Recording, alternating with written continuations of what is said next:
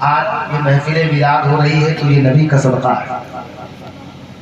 مولوی ممبر پہ بیٹھ کے قرآن پڑھ رہا ہے تو نبی کا صدقہ ہے.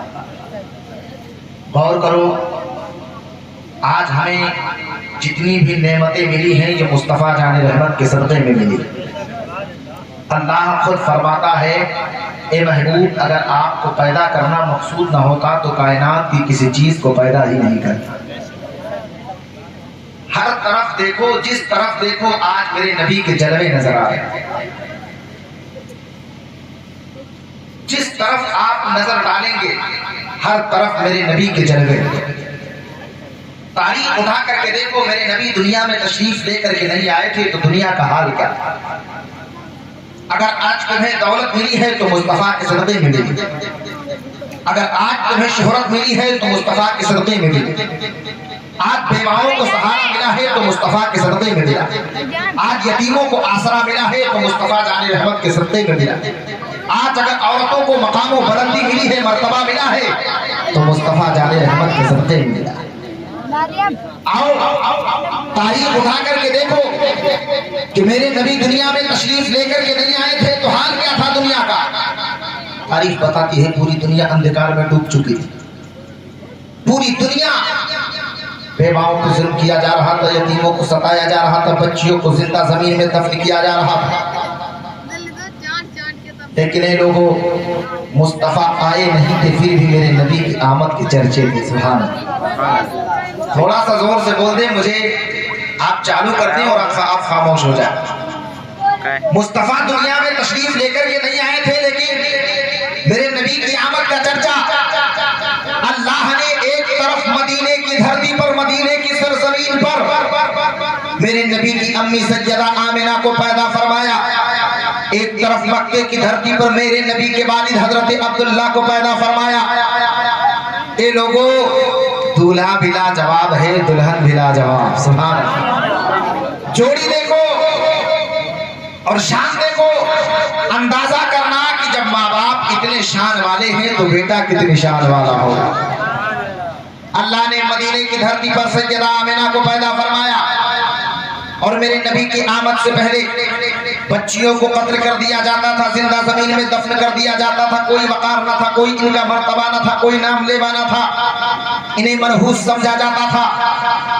اگر کسی کے شوہر کا انتقال ہو جاتا تھا یا تو خود بیٹا اس ماں سے شادی کر لیتا، قتل کر دیا جاتا. منہ پہ کالا پوت کر کے گھوڑے پر اونٹ خچر پہ بٹھا کر کے گلیوں میں گھمایا جاتا. اتنے برے حال تھے.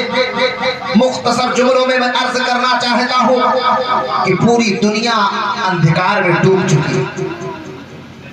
ایسے پرفتن دور میں ایک بچی پیدا ہوئی ایک شخص کے گھر میں جو بہت کالی تھی. جب مالک نے دیکھا میرے گھر میں بچی پیدا ہوئی، کہا اس بیٹی کو پالنا نہیں پالنا. کہا لے جاؤ. نوکر کو بلایا، کہا جنگل میں اسے قتل کر دو، اسے مار دو، سولی چڑھا دو. یوں کہہ لیجیے. اب نوکر غلام لے کر کے بچی کو چلا، اس لیے کہ اسے آرڈر مل گیا ہے، حکم مل گیا ہے، اس بچی کو پالنا نہیں ہے، جوان نہیں کرنا ہے، اس کی پرورش نہیں کرنا ہے. لے جاؤ جنگل میں قتل کر دو. غلام لے کر کے بچی کو چلا ہے. آ کر کے جنگل میں بچی کو زمین پہ لٹایا اور میان سے تلوار نکالی، بچی کو قتل کرنا چاہا. مشیت کا نقیب پکار کر کے کہہ رہا تھا اے نادان اسے قتل نہ کر. اب اس نے آگے مڑ کر کے دیکھا، پیچھے مڑ کر کے دیکھا، دائیں مڑ کر کے دیکھا، بائیں مڑ کر کے دیکھا. آواز تو تھی لیکن آواز دینے والا نظر نہیں آ رہا تھا. پھر اس نے دوسری مرتبہ تلوار اٹھائی ہے، جب بچی کو قتل کرنا چاہا ہے. پھر مشیت کا نقیب پکار کر کے کہہ رہا تھا نادان اسے تو قتل نہ کر دینا. اللہ اکبر. یہ مڑ مڑ کے دیکھتا ہے، آواز تھی لیکن آواز دینے والا نہ تھا. اب جب تیسری مرتبہ یہ تلوار نکال کر کے بچی کو قتل کرنا چاہتا ہے، پھر مشیت کا نقیب پکار کر کے کہتا ہے اے ظالم اس بچی کو قتل نہ کر. اگر اس کی پرورش نہیں کرنا چاہتا ہے تو اس کو جنگل ہی میں چھوڑ دے، ہم اپنی مشیت سے اس کی پرورش کر لیں گے. اے لوگوں بتانے کا مقصد یہ ہے اب وہ بچی جب جوان ہوئی ہے، وہ شخص واپس چلا ہے. وہ بچی جب بڑی ہوئی ہے، اللہ نے اس کو وہ علم عطا کیا ہے، وہ علم عطا کیا ہے.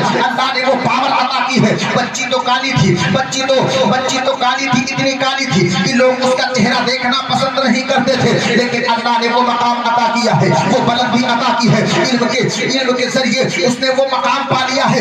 اب اگر وہ کسی کے ہاتھ کو دیکھتی ہے، کسی کے ہتھیلی کو دیکھتی ہے تو منٹوں میں وہ قدر کا فیصلہ پڑھ دیا کرتی करती है, हाथों की लकीरों को देख करके वो ये बता दिया करती है कि तेरे मुकद्दर में क्या लिखा है, कल क्या होने वाला है। अल मुख्तसर सुनते चले। अब मदीने की गली है, मेरे नबी की अम्मी है, 7 साल की उम्र शरीफ है। अल्लाह अकबर, मदीने की गलियों में अल्लाह ने हमारे और आपके नबी की अम्मी को वो मकाम अता फरमाया है कि जब से आप पैदा हुई है, जब बच्चियों के साथ खेल रही है तो देखने वाले देखते हैं आमिना वो है जो बच्चियों के साथ खेल तो रही है लेकिन इसी से ज्यादा बात नहीं करती है। पाकीज़गी का आलम ये है, तहारत का आलम ये है कि किसी की तरफ नजर उठा करके नहीं देखती है। बच्चियों के साथ तो है लेकिन ज्यादा बोलती नहीं है, ज्यादा बात करती नहीं है। लेकिन ये लोगों मदीने की सरजमीन में जब वो औरत चलती है, वो लड़की चलती है तो काहिला के नाम से मशहूर होती है। जिस गली से गुजरती है चंद औरतें इकट्ठा होकर के उसको रोक करके कहती है, एक काहिला जरा बता तो सही मेरे मुकद्दर में क्या लिखा है, मेरी हाथ के लकीरों को देख करके बता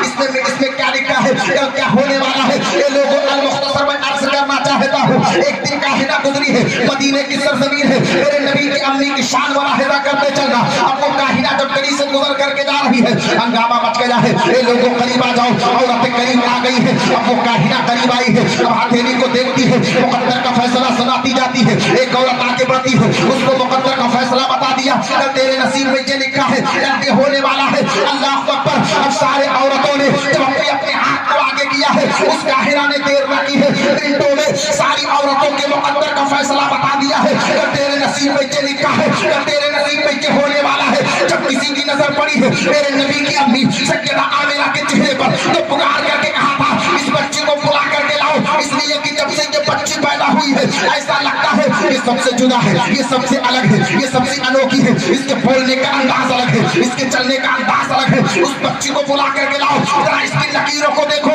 इसके मुकद्दर में क्या लिखा है। सैयदा आमिना जब करीब आती है, एक लहरी के मुसलमानों जरा गौर करना, नबी तो दुनिया में तशरीफ लेकर के नहीं आए, लेकिन जब नबी की अम्मी उस काहिला के सामने पहुंचती है, जब ऐसे हाथ करती है, लकीरों को सामने करती है, अब वो काहिला जो दूसरों के मुकद्दर को देख करके, दूसरों की लकीरों को देख करके मिनटों में मुकद्दर का फैसला बताती थी, लेकिन जैसे मेरे नबी की अम्मी की हथेली जब उसके निगाहों के सामने आती है, तो कभी हथेली देखती है, तो कभी चेहरा देखती है, कभी हथेली देखती है, तो कभी पेशानी देखती है।